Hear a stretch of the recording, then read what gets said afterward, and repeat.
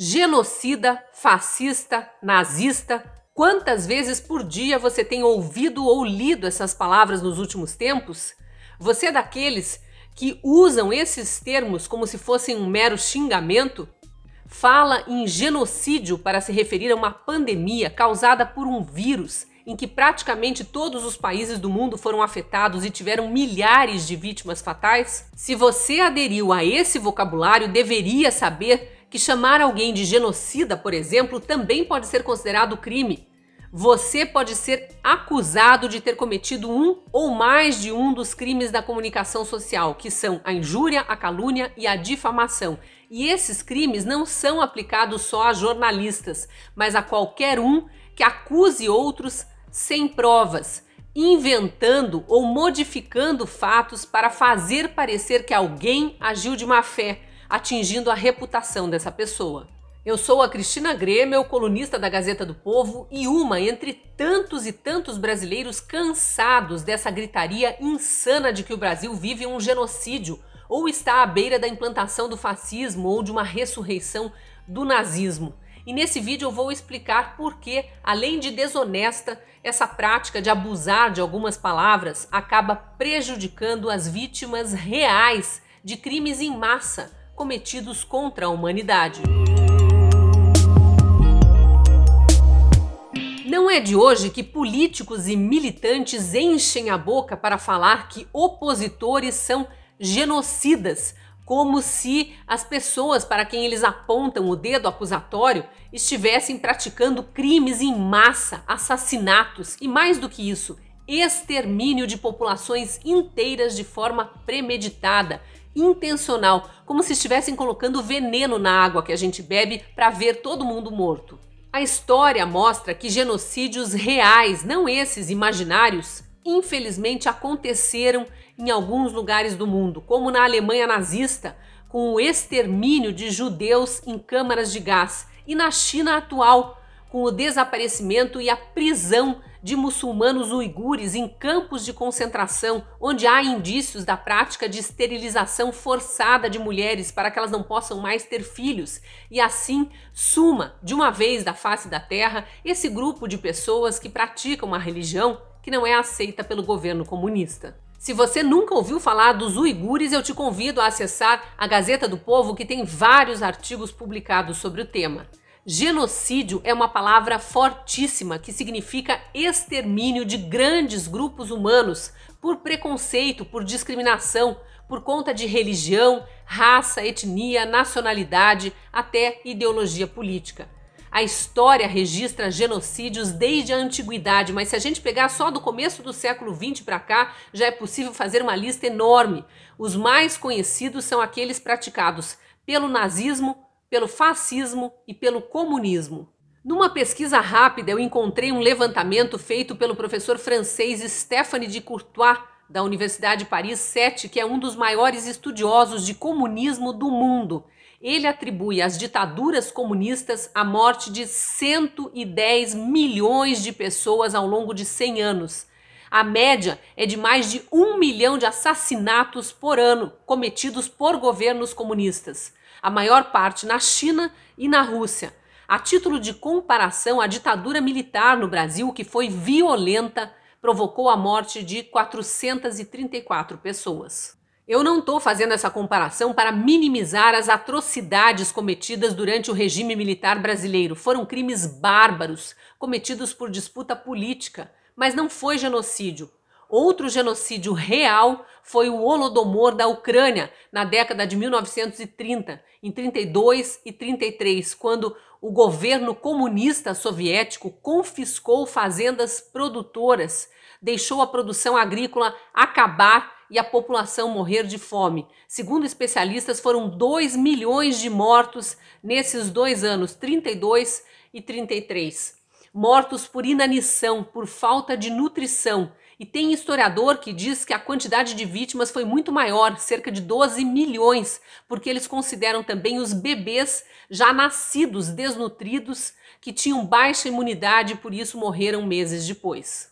Holodomor em ucraniano significa matar de fome, e nesse caso mataram mesmo, não foi uma tragédia natural provocada pelo clima ou por uma praga que destruiu plantações, mas resultado de uma política agrícola desastrosa instituída pelo líder da Revolução Russa, Joseph Stalin.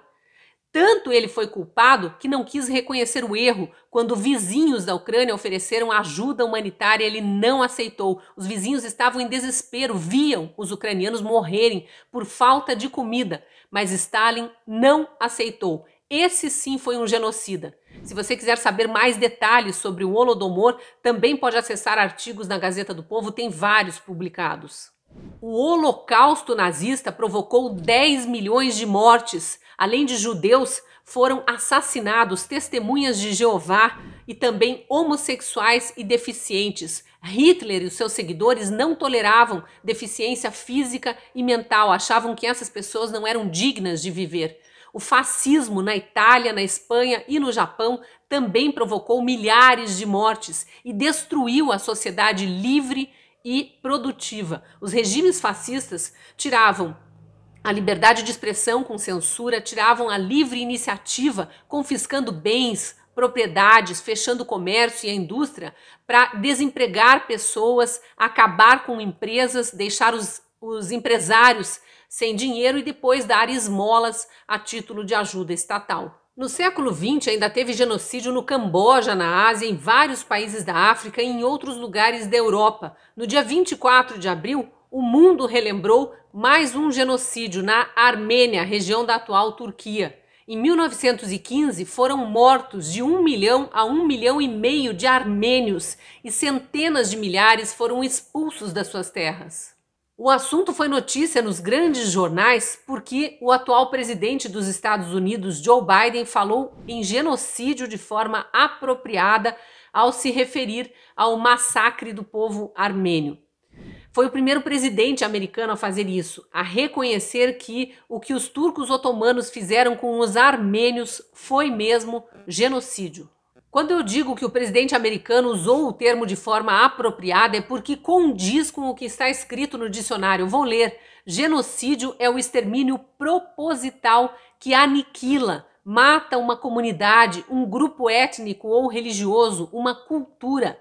Essa história da Armênia ainda está viva na lembrança de milhões de descendentes daqueles que foram aniquilados, exterminados na Turquia ou que conseguiram fugir de lá e se refugiar em algum outro país. Calcula-se que hoje existam de 6 a 8 milhões de armênios espalhados pelo mundo. 100 mil deles só no Brasil, a maioria em São Paulo. E eu lembro que também existem milhões de judeus pelo mundo, centenas de milhares aqui no Brasil, descendentes daqueles que sobreviveram do Holocausto. Quem anda usando a palavra genocídio à torto e à direito para se referir a uma pandemia, talvez nunca tenha parado para pensar no impacto disso sobre essas pessoas que conhecem a dor da perseguição, do extermínio real a um povo. Não deve ter pensado também em chineses, cubanos e venezuelanos que vivem no Brasil, milhares deles fugidos de regimes comunistas genocidas de verdade.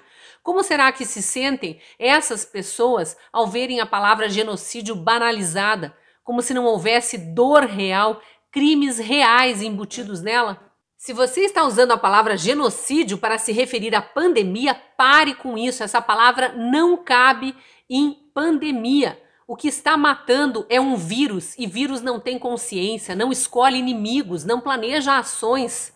Agora, se for para responsabilizar governantes ou autoridades, seja por terem dado orientação errada, como aquela de só procurar um médico quando estivesse com falta de ar, já morrendo, ou porque desviaram dinheiro da saúde, em vez de comprar respiradores, equipamentos médicos, contratar profissionais, usaram esse dinheiro para pagar salário atrasado de funcionário público, seja porque não construíram hospitais de campanha ou construíram e desmontaram antes da hora, é melhor procurar a palavra certa para usar. Corrupção é outro tipo de crime. Negligência, incompetência, má gestão podem resultar em responsabilização, mas também não são genocídio. Uma pessoa falar algo de que você discorda não faz dessa pessoa um fascista ou um nazista. Vamos parar de usar as palavras de forma errada. Se fôssemos classificar governantes de genocidas por causa das mortes por Covid, quantos genocidas haveria no mundo? E quem seria o pior? Aquele que governa o país onde tem mais mortes por milhão? Ou aquele que governa o país mais populoso, onde, obviamente, o número de mortes é maior? Isso sem falar que há diferenças regionais enormes, como no Brasil, por exemplo, com deficiência histórica na área de saúde. Vamos fazer uma corrente por mais reflexão. Toda vez que alguém usa a palavra genocídio de forma errada, banaliza o crime, a ponto de fazer com que a gente esqueça que existem genocídios reais registrados na história. Isso é cruel com as vítimas e é muito perigoso também. Quando a humanidade esquece dos crimes bárbaros já cometidos contra populações inteiras de forma a aniquilar esses grupos, ela está se sujeitando a ser vítima de genocídio de novo.